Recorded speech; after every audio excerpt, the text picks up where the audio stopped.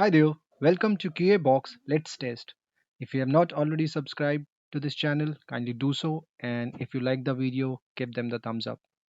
Alright, so in this video we are going to cover third pillar of OOPS, which is polymorphism.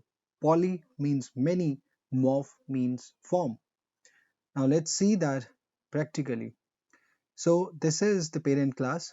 I have created a method, languages known, and in the person class, in the body, we are simply printing Hindi and English. Okay, so now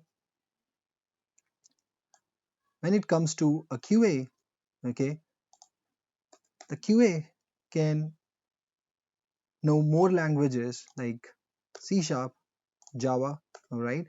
So what we can do is we can say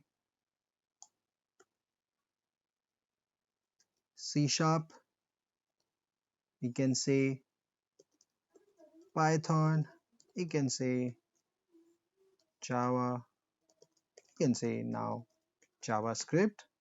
Okay, so what will happen if I execute? Let me comment out all of this and also comment out this because we don't want these. And if I say qa1 dot languages known, if I invoke this function, what do you think what is going to be printed? So let's see that. C, Python, Java, and JavaScript. So this is how it works. So this class has overridden languages known method. Okay, so when qa1 object invokes this method, this will be executed.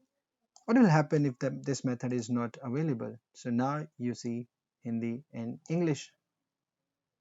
Alright, so let me comment this out. So what if in a special case you want to invoke this as well as this? Simple, all you have to do is you have to say super dot and you can invoke this function as well. And let me clear out the console and hit the save button. So now you see that first this method is executed and then this one is executed. Therefore you see Hindi, English, C sharp, Python, Java, and JavaScript. So that's polymorphism in JavaScript. Thank you.